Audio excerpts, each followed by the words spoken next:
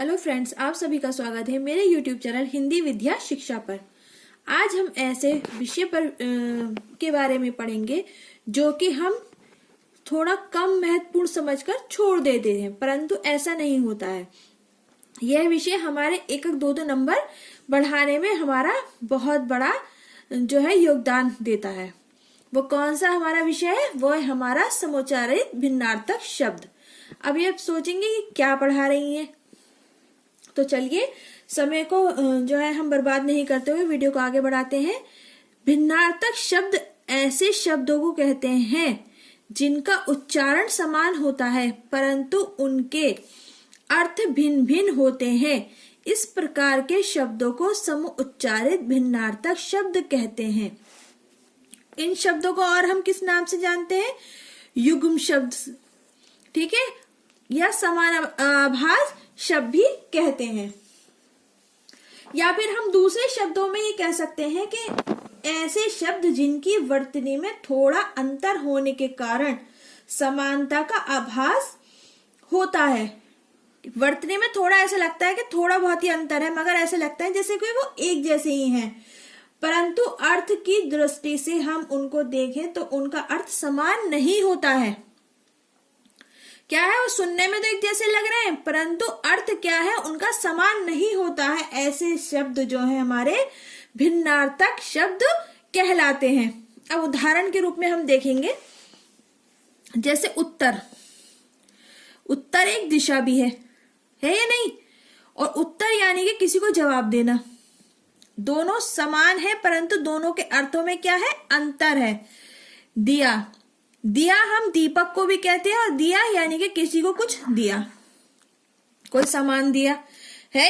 ये दोनों एक है परंतु दोनों के अर्थों में अलग अंतर आ रहा है।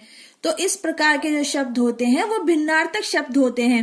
अब हम कुछ ऐसे महत्वपूर्ण शब्दों के विषय में पढ़ेंगे जो कि बार बार प्रतियोगिता परीक्षाओं में दोहराए जा चुके हैं या फिर आ चुके हैं, और आगे आने की हो सकता है संभावना भी हो सकता है आगे की परीक्षाओं में भी आए। वो हमारे लिए महत्वपूर्ण है। चलिए आगे देखते हैं उन शब्दों को। पहला हमारा शब्द है अंश। अंश का अर्थ कंधा होता है, ठीक है, और एक है अंश। सिर्फ शा और सा का अंतर है। इसका अर्थ होता है भाग या हिस्सा। अंश का अर्थ क्या होता है? कंधा, और अंश का हिस्सा क्या होता है? भाग या हिस्सा। ये हमारे MPPCS 95, 98, 2007, RAS 2006 में पूछा जा चुका है, ठीक है। नेक्स्ट है हमारा अनल। इसका अर्थ है अग्नि, और यह है अनिल। इसका अर्थ है वायु।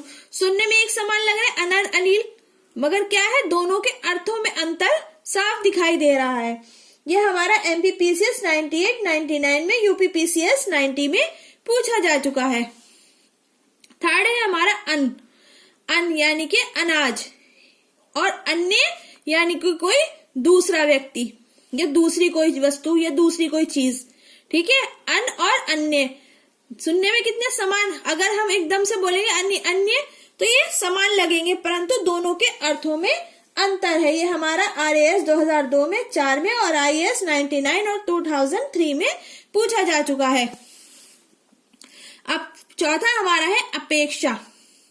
अपेक्षा का क्या है?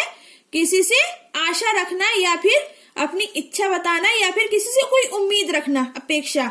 और उपेक्षा का क्या है? उतना ही निरादर या अवहेलना, मतलब उसको काट देना, ठीक है ना। दोनों का अपोजिट अर्थ है। बस क्या है? आ से अनार और छोटे ऊ से उल्लू का फर्क है, बाकी की स्पेलिंग सेम है परंतु इनके अर्थ क्या है? दोनों के अलग अलग हैं। अपेक्षा और उपेक्षा दोनों सुनने में समान लग रहे हैं परंतु अर्थों में अंतर है। यह हमारा IAS 97 में, RAS 94 में, MPPCS 98, 2004 और 2007 में पूछा जा चुका है।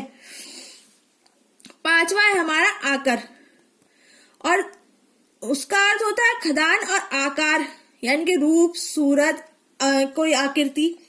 ये हम सब जानते ही हैं, आकर और आकार। सिर्फ क्या है? आ की मात्रा का अंतर है। ये देखिए आप कितना कम अंतर है परंतु दोनों के अर्थ जो है दोनों में बहुत ज्यादा अंतर है। यह जो है क्या है? आकार, इसका है आकार, इसका खानदान, और आकार का है रूप, सूरत या आकृति। आदि, आदि का है आरंभ, और इस पे उल्टी मात्रा या बड़ी ईद की मात्रा लगाए तो ये आदि, यानी कि किसी चीज का आदि है, आदत वाला है, उसको उस चीज की आदत हो चुकी है। ये हमारा RAS 87, 1991, 97, 99, 2001, B.Ed 2005 में पूछा जा चुका है। ये देखिए आप, ये कितनी बार रिपीट हो चुका है। ये आदि सिर्फ मात्रा का अंतर है, और क्या है, अर्थ में कितना बड़ा अंतर है। एक हमारा कॉमन वर्ड है स्त्री। आपने सभी ने सुना होगा, कॉमन लैंग्वेज में कहते हैं स्त्री। स्त्री यानी कि हम प्रेस, जो जिसपे कपड़े पे प्रेस करते हैं उसको भी हम स्त्री कहते हैं। और स्त्री यानी कि कोई महिला या औरत। दोनों में कितना अंतर है? उसकी स्पेलिंग में भी अंतर है और इनके अर्थ में भी अंतर है, परंतु इनके उच्चारण में अंतर नहीं है, स्त्री और स्त्री। ठीक है, ये हमारा B.Ed 2001 में पूछा जा चुका है। अब आता है एक बहुत कॉमन और, जिसमें बहुत कम लोग जो है अंतर नहीं जल्दी से समझ पाते हैं। और यानी कि किसी तरफ, किसी दिशा की ओर जाना।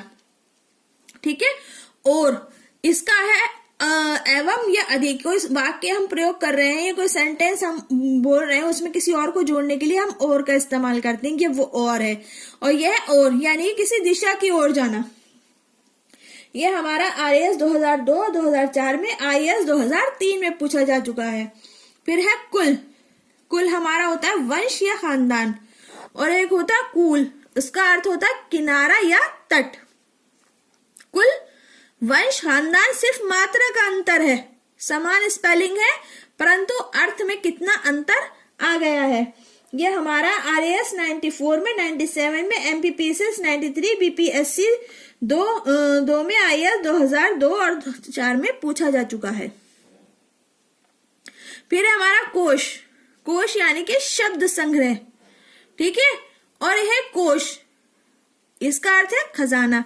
सिर्फ क्या है यहाँ पर, ये अंतर है, परंतु इसके अर्थ में देखिए कितना अंतर है। ये शब्द संग्रह है और ये खजाना है। ये RAS 87 में पूछा जा चुका है। एक बहुत कॉमन है जिसमें लोग मिस्टेक करते हैं और ये जो है समझ नहीं पाते हैं, ग्रह। ग्रह हमारे घर को भी कहते हैं, और ये सिर्फ रा का अंतर देखिए, और ये ग्रह। ग्रह हमारे नक्षत्र होते हैं। ठीक है, दोनों में मात्राओं में अंतर होने की वजह से दोनों के अर्थ में कितना बड़ा अंतर है। यह हमारा MPPCS 93, 95 में, UPPCS 95 में पूछा जा चुका है। हरि। हरि हमारे विष्णु भगवान को कहते हैं। हरि माने हरा रंग।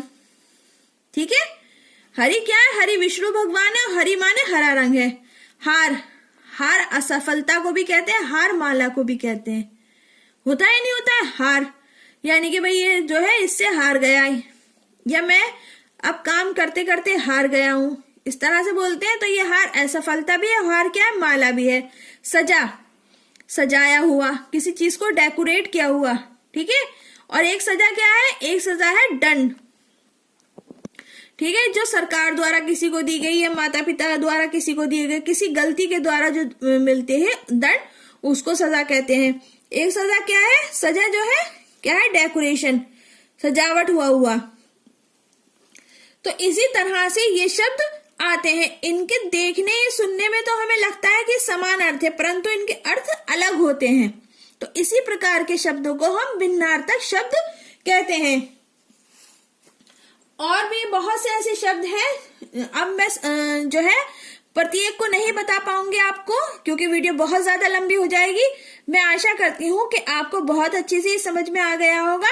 अगर आपको ये समझ में आ गया तो प्लीज इसको वीडियो को लाइक, शेयर और सब्सक्राइब कर दीजिएगा, और हमारे चैनल को प्रोत्साहित कीजिएगा। धन्यवाद।